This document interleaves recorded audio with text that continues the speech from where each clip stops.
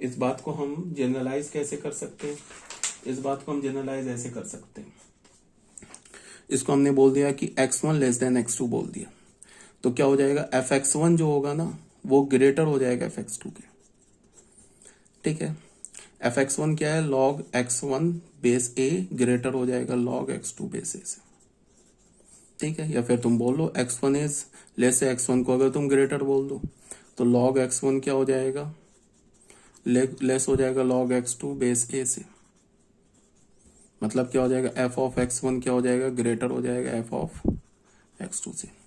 तो ये इंक्रीजिंग और डिक्रीजिंग फंक्शन का कॉन्सेप्ट आ गया होगा समझ में। ये लिखा हुआ है कि log ऑफ x1 क्या हो जाएगा, less than log of x2।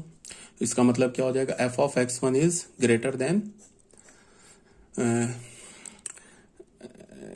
f of x1 is less than, sorry, f of x1 क्या हो जाएगा, less than f of x2। अगर x1 x2 से ग्रेटर है तो f ऑफ x1 क्या हो जाएगा, less than f of x2। कहने का ये मतलब है कि अगर हमने दो नंबर पे लॉगरिथमिक फंक्शन डिफाइन किया, या फिर बोलो इन जनरल फंक्शन डिफाइन किया, दो नंबर ले लिया, उस दो नंबर के बीच में इनइक्वलिटी है, मान लो कि 3 इज ग्रेटर देन 2। अब 3 और 2 पर अगर हम लॉग फंक्शन अप्लाई करना चाहते हैं with the base lies between 0 and 1, तो क्या हो जाएगा, log 3 is less than log 2 हो जाएगा। ठीक है, ये बात आ गई होगी समझ में। 3 अगर ग्रेटर है ना मान लो 2 से, इस पे हमने log अप्लाई किया ना, log 3 टू द बेस है, ये लेस हो जाएगा log 2 टू द बेस है, ऐसे हो जाएगा। किसके लिए, जब a हमारा 0 से 1 के बीच में लाई करेगा। और अगर 3 ग्रेटर देन 2 है तो log 3 भी log 2 से ग्रेटर हो जाएगा विद द बेस ए, कब, when base A is greater than 1। ये कहने का मतलब है। ठीक है, इसी बात को यहाँ पे तुम्हें लिखा हुआ है, ये जो पॉइंट नंबर 8 और पॉइंट नंबर 9 है, ये सेम बात यहाँ पे लिखा हुआ है। यहाँ पे क्या बोला जा रहा है, यहाँ पे बोला जा रहा है कि भाई a is greater than 1 then the value of fx is equal to log x to the base A increases with the increase in x। ये तो ऑलरेडी बताया जा चुका है। तो अगर x y से छोटा है तो इससे क्या इंप्लाई कर रहा है कि log x to the base a, ये भी लेस होगा log a to the base log y बच्चों इसको करेक्ट कर लेना, log y to the base है, इससे क्या होगा, ये लेस होगा log x to the base है, लेस होगा log y to the base से। ठीक है, और log x to the base को हमने ऑलरेडी ऐसे डिफाइन कर रखा है ग्राफ बनाने के लिए, तो ये डिफाइन किया था ना। अब अगर हमारे पास बेस 0 से 1 के बीच में है, then the value of fx किसके इक्वल है, y के इक्वल है, decreases with the increase in x। ये तो ऑलरेडी बताया जा चुका है। ये क्या होगा, डिक्रीज होगा, y का वैल्यू डिक्रीज होगा, कब, जब x का वैल्यू इंक्रीज होगा। तो अगर x y से छोटा है ना, तो इस पर अगर तुम log अप्लाई करोगे ना, तो log x to the base से ग्रेटर हो जाएगा log y to the base से। यहां से तुम यहां देखो या यहां से यहां देखो, दोनों केस में इनइक्वालिटी रिवर्स हो रहा है। इससे तुमको अगर यहां से तुमको यहां जाना है ना, तो इनइक्वालिटी को रिवर्स करना होगा, यहां से यहां आना है तो भी इनइक्वालिटी को रिवर्स करना होगा। ठीक है, और ये तो ग्राफ बनाने से पहले ऐसे ही तो हमने लॉग फंक्शन डिफाइन किया था। ठीक है, ये बात आ गई होगी समझ में। और उसके बाद हमारे पास क्या है, उसके बाद जो हमारा 9th प्रॉपर्टी हो गया, 10th प्रॉपर्टी में क्या है कि log x to the base a, log x to the base a को हम क्या लिख सकते हैं, 1 upon log a to the base x। ठीक है, ऐसे भी लिख सकते हैं। इसका क्या मतलब है कि अगर हम इस log को रेसिप्रोकल में लेंगे ना, तो इसका जो बेस था वो आर्गुमेंट हो जाएगा, आर्गुमेंट जो था वो बेस हो जाएगा। ठीक है, अब अगर इसको डिफाइंड होना है तो इसको डिफाइंड होने के लिए सबसे पहले इस x को क्या होना होगा, पॉजिटिव होना होगा, बिकॉज ये लेफ्ट हैंड साइड और राइट हैंड साइड को अगर हमें डिफाइंड होना है, लेफ्ट हैंड साइड और राइट हैंड साइड को अगर हमें डिफाइंड होना है, तो उस केस में क्या होगा, ये जो हमारा x है ना, ये तो लेफ्ट हैंड साइड का x है, इसको क्या होना होगा, पॉजिटिव होना होगा। ठीक है, और इधर से तुम x देखो, ये x आर्गुमेंट बना हुआ है, इसे भी डिफाइंड होगा, ये भी डिफाइंड होगा, तभी जाके तो दोनों फंक्शन डिफाइंड होगा। तो x को क्या होना होगा, पॉजिटिव होना होगा। बट यहाँ पे x क्या है, ये बेस बना हुआ है, तो बेस तो हमारा 1 भी तो नहीं हो सकता है, तो यहाँ पे फिर x को पॉजिटिव भी होना होगा और 1 के इक्वल भी नहीं होगा x। अगर सिर्फ ये होता ना, इसको मैं बोलता कब डिफाइंड होगा, तो ये तो अभी आर्गुमेंट है ना, तो आर्गुमेंट में क्या होना चाहिए, सिर्फ x को मैं ग्रेटर देन 0 रखता, x को नॉट इक्वल्स टू 1, ये वाला चीज नहीं लिखता। बट यहाँ पे x क्या आ रहा है, इस फंक्शन का log का बेस बन रहा है, तो यहाँ पे हमें x को 1 होने से भी रोकना होगा। उसके बाद बताओ, ये हमारा जो a है वो क्या है, बेस है, तो बेस में ऑब्वियस ही बात है क्या कि बेस ग्रेटर देन 0 होता है और बेस 1 के इक्वल नहीं होता है। तो यहाँ पे 1 के यहाँ पे a क्या हमारा आर्गुमेंट बन गया है, तो अगर तुमने a का वैल्यू 1 लिया तो ये पूरा डिनोमिनेटर 0 हो जाएगा ना, तो 1/0 तो डिफाइन नहीं होगा, तो a क्या होना चाहिए, नॉट इक्वल्स टू 1। बस अगर हमने a को greater than 0 not equals to 1 बोल दिया तो ये भी डिफाइंड हो गया इन टर्म्स ऑफ a, और अगर हमने x को ग्रेटर देन 0 और x नॉट इक्वल्स टू 1 बोल दिया तो फिर दोनों डिफाइंड हो गया इन टर्म्स ऑफ x। ठीक है, अब एक छोटा सा प्रॉपर्टी क्या है, तुम प्रॉपर्टी नंबर, एक प्रॉपर्टी और याद आ गया मुझे, प्रॉपर्टी नंबर 11 लिख सकते हो एज अ नोट में, तुम ऐसे लिख सकते हो, log x to the base a है अगर, या x to the base y है ऐसे है, तो इसको भी तुम प्रॉपर्टी क्या बना सकते हो, log x to the base a upon log y to the base a। ये भी प्रॉपर्टी लिख लेना बच्चों, ये भी इंपॉर्टेंट प्रॉपर्टी है। इसको अब डिफाइंड होना है तो तुम पहले इसको डिफाइन, लेफ्ट हैंड साइड को देखो ये कब डिफाइंड होगा। इसको डिफाइन होने के लिए x को पॉजिटिव होना होगा। x देखो कहाँ कहाँ है, x यहाँ है तो यहाँ भी x है, x तो डिनोमिनेटर में नहीं आ रहा है। अगर x हमारा डिनोमिनेटर के लॉग का आर्गुमेंट हो जाता तो x को हम 1 होने से भी रोकते, बिकॉज x का वैल्यू 1 होता है तो पूरा लॉग का वैल्यू 0 हो जाता, फिर अगेन नॉट डिफाइंड। तो x कहाँ आ रहा है, यहाँ भी न्यूमरेटर में आ रहा है, ये लॉग और इस दोनों लॉग के न्यूमरेटर में आ रहा है, तो x को सिर्फ हमने ग्रेटर देन 0 बोल दिया। ठीक है, x का काम खत्म।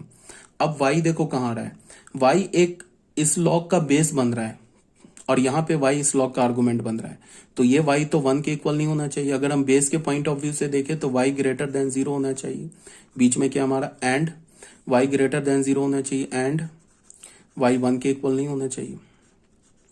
अब तुम आ जाओ देखो बेस में क्या है, ये जो बेस यहाँ भी लॉग का बेस a है, यहाँ भी लॉग का बेस a है, तो फिर a क्या होना चाहिए, ग्रेटर देन 0 एंड सबके बीच में एंड है, and a is not equals to 1, यहाँ भी एंड है। ठीक है, तब जाके ये लेफ्ट हैंड साइड और राइट हैंड साइड डिफाइंड होगा। तो ये जो प्रॉपर्टी नंबर 11 है इसे लिख लेना।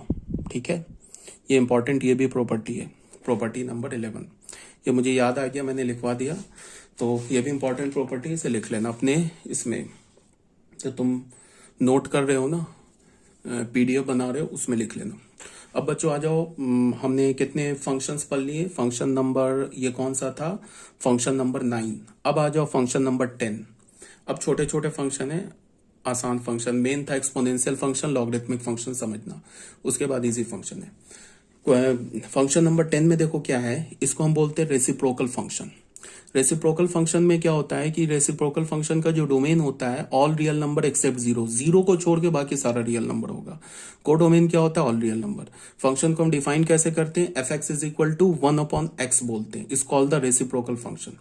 डोमेन क्या होता है इस फंक्शन का, ऑल रियल नंबर, डोमेन तो पहले ही लिखा all real number except 0। Range क्या हो जाएगा, all real number except 0। Function का कर्व जो होगा ना वो कुछ ऐसा होगा, 0 पे तो फंक्शन डिफाइंड ही नहीं है, डोमेन में ही नहीं है 0, तो 0 के क्रॉसपॉन्डिंग जब हम स्ट्रेट लाइन खींचेंगे तो क्या मिलेगा, हमें यही y मिलेगा, तो ये कर्व को कहीं भी कट नहीं करेगा। अब तुम ऐसे देखो, इसको थोड़ा और डिटेल से देखते हैं।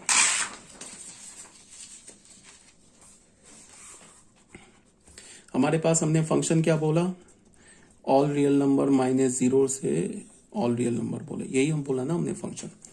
तो इसको तुम ऐसे देखो, इसमें क्या है कि अगर हम x के वैल्यू को ना पॉजिटिव इंफिनिटी क्यों ले जाए, ऐसे एरो का मतलब अप्रोचिंग टू इंफिनिटी, तो y जो होगा ना देन y क्या होने लगेगा, 0 को अप्रोच करने लगेगा, 0, और ऊपर ऐसे प्लस लिखा है, इसका मतलब क्या हुआ, लिमिट के केस में, लिमिट 11th क्लास के बच्चे नहीं जानते हैं बट अभी जो समझा रहा हूं उसको ध्यान से सुनो, क्या बोला जा रहा है।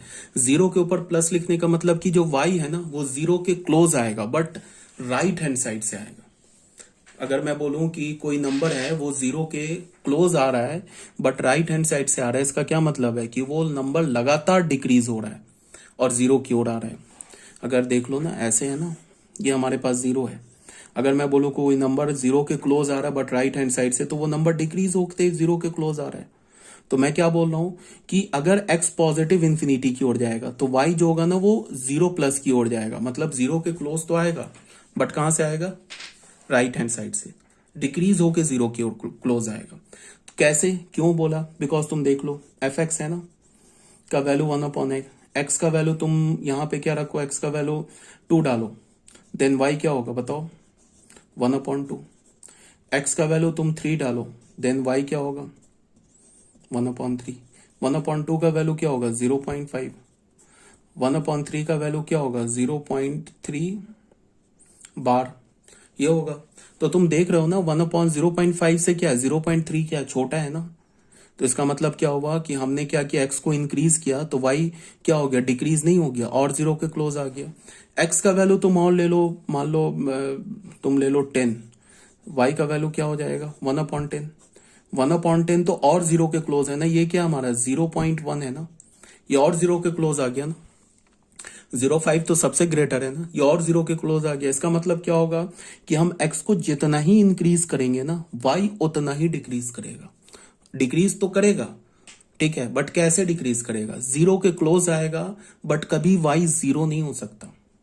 y को तुम fx को कभी भी 0 नहीं कर सकते हो, दुनिया का कोई भी x डाल दो, ये y कभी 0 नहीं होगा, ठीक है। अगर तुम डोमेन का कोई भी x डाल दो, y 0 नहीं हो सकता। कहने का मतलब है कि अगर तुम x को पॉजिटिव इंफिनिटी की ओर ले जाओगे तो y जो होगा वो 0 के क्लोज जाएगा from the right hand side, ठीक है।